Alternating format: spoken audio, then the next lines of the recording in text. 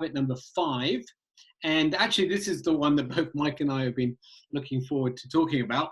It's probably the one that most people recognize as this one of the Stephen Covey ones. And of course, it is seek first to understand before being understood. And I have to say, this has really personally been a big one for me. In so much of my life, Mike, in conflicts that we all have, in negotiations and discussions, it has been one of those lines that I remember to say to myself before I walk into a meeting. Dave, slow down, have 2 ears, 1 mouth, ask questions, don't make statements, and seek to understand first. Is my little mantra. Slow down, ask questions, and don't make statements, and seek first to understand before being understood. Win the right to be heard is really the mantra that I've learned. So let me throw the ball after saying that to you, Mike. How has this one impacted you? Yeah, this one's been huge for me. So it's been great just reconnecting with all the habits over the last week. But a week or 2 weeks ago, if you had said to me, "What are Stephen Covey's 7 habits?" This would be the first one, which would just rattle off my lips, because it's also had a profound impact for me as well. And seek first to understand is about a way of living that is honoring to another person, and it's also recognizing that all of us have got a natural ability to fall into the trap where we think we understand another person and yet we don't. It's amazing how often people think they're aligned, but they're not. One of the books that really spoke to me in the last few months has been Malcolm Gladwell's most recent book called Talking to Strangers. Loved it. Yeah, and that's a fantastic book where Gladwell just brings out, he says, we think we know the stranger, we think we know the other person, but the truth is we don't.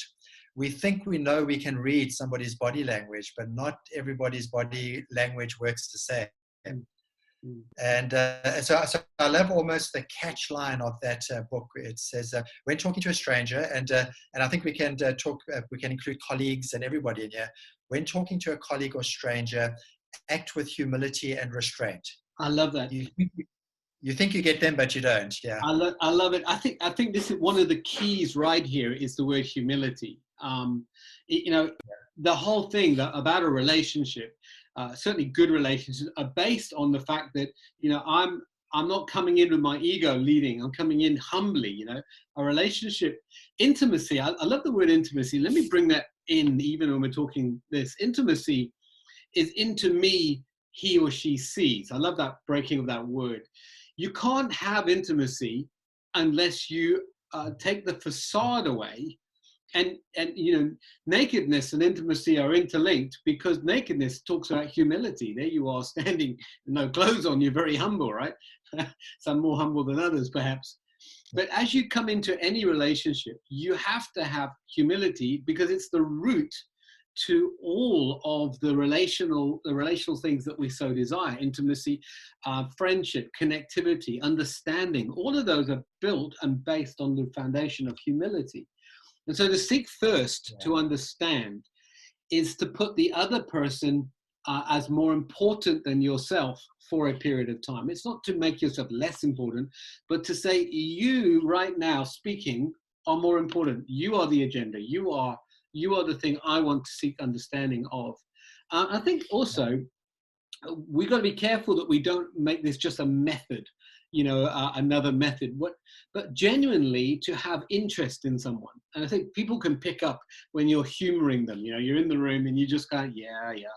But when you are genuinely interested in them, your body language is engaged, you're actively listening. I think that is when you really start to understand. It's not seek first to hear, it's seek first to understand. And I think there's a big difference between listening to words and understanding, because usually, I say this often, what's the question behind the question? Because that's really the understanding. I've said a lot there, but maybe you want to comment on that. Yeah, I think your point about it's not about seek first to listen, but to truly, truly understand. And how many of us feel understood? Mm.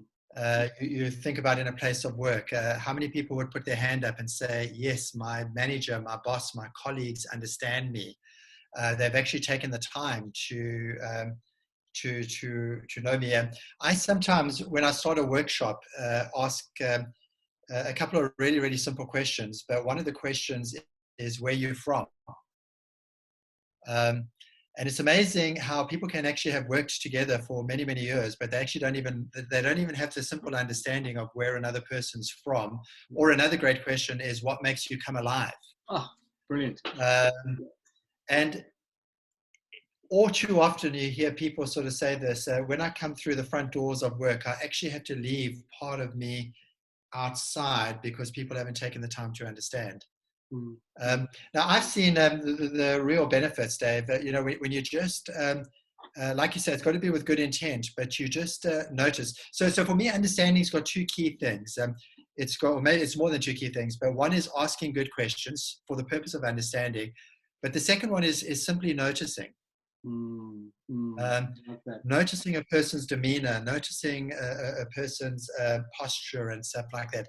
So imagine you're about to go into a meeting and the person walks in and straight away they look at their watch. If you pick up on that and notice and then understand, and it could just be something like this, I notice you're under pressure at the moment. Right. Do you still have time for me? Now, it's quite a bold and brave statement to make. Yeah. But it's amazing that by just saying that statement, a person can sort of go, yeah, I am under pressure, but no, I do have time for you. Yeah. Simply And because you notice. they may not have even noticed that they're tapping their watch. They're subconsciously feeling under the pressure. And you noticing it is actually giving them the chance to speak up. You know what else I loved about what you were saying there is the whole thing of rapport building. It's something that we don't understand. We're in such a rush to have a conversation. I've noticed it many times when I'm on video calls with colleagues or whatever. They just want to get on with the business. But you know, it's to take that time to build rapport. Rapport is tell me something about your day. How's your day going? You know, what's the energy like here, or where are you from? Tell me something about yourself. I've just realized I've been working with you for 2 years, and I don't even know, you know, what your names of your children, or how many kids do you have? It's, you know, by asking these questions, may not be directly related to the topic that you want to deal with, but they gain understanding of the person. Yeah, for instance, I remember one day I was going to sell to someone, and I asked them, I always ask, you know, are you married, or do you have kids, you know? And this person said, no, they've just had a new baby. And immediately I could tell, this guy's not been sleeping for a while. You know? He's like dealing with a new child. I suddenly gained a whole realm of understanding. You know, we've always said that the root of patience is understanding. If you want to gain patience in a conversation, first gain the understanding. And in comes the energy of patience. I love that. Love it. Yeah. And it's, you know, you're talking about those opening questions, and a simple, beautiful one is, what do I need to understand about you today? And I think understanding is recognizing that the context of our lives is changing all the time. Assumption is saying the way you left yesterday is the way you'll be now. Seek first to understand is recognizes that, hey, the way you were yesterday, Dave, is not necessarily what's going on in your life today. And it's a lovely question. Just what do I need to know about you, if anything? So maybe the person will say, no, everything's fine, but what do I need to know about you, if anything? Let me flip this around though. Yeah. Let me flip this around, Mike. So the first part is seek first to understand. The second part, though, is to be understood. And I think it's also important that we communicate in such a way that people can understand us, that we don't just give them the surface stuff, but we actually allow them to understand and see everything that we're bringing, whether it's an argument or whether it's a discussion or whether we're bringing. Its onus is on us to communicate clearly so the other person can understand us. Would you agree? Yeah, absolutely. So there's a beautiful line which says, lower your seat of power, but increase your seat of influence. So if you're wanting somebody... Say that again. Say that again. That's very good.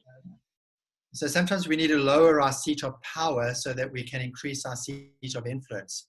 Okay. So say you're the boss, and you've got the right to say to people, this is what we're going to do. You've got the authority to push it through. But people are always going to be saying it's the boss's idea, it's his idea, and if it goes wrong, they will blame you. Lowering your seat of power would be, hey guys, what are your thoughts here? But guess what? When you do talk, people are willing to be understood by you now as well. So like you said, that second part. I find it, we've all experienced this. You're walking along the street and somebody comes to you and they are going to try and change your life by telling you their beliefs, sort of evangelism and those sorts of things. The problem is often this: I might listen to you, but you haven't taken a moment to understand me. You may be just immediately telling me what's wrong with my life or what it is that I need to do. Most of us, I would probably say all of us, don't respond to that. Even if we go yes, inside we're going no. So to increase your influence, to be understood, do the work of first understanding them, and then probably the person will say, and what are your thoughts? Yes, exactly. I mean, it's the old adage, isn't it? When you meet someone, don't talk about yourself. Ask questions about them. I mean, Dale Carnegie's been talking about this right when he started his book, How to Win Friends and Influence People. He basically had the same thing, ask questions of others, don't talk about yourselves. Because ultimately people do want to explain what they feel. They do want to share their problems. People do want you to understand what's going on. Remember what we've always said in so many of our podcasts: empathy is what everyone wants. Everyone wants to feel empathy and be empathized with.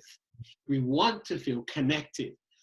And, if we can take time to build those connections together through empathy, unpacking, understanding, listening, then most problems will be solved easily and most sale contracts will be done.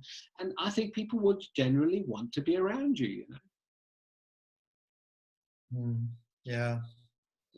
And what a better world it would be if all of us, whether you're skilled in empathy or not, I realize that some personality traits are more stronger in empathy than others, but it's something that we definitely all need to dial up and say, I need to understand my neighbor. I need to understand the other political party. I need to understand the other argument. Yes. What a better world we'd be in. Absolutely. Yeah.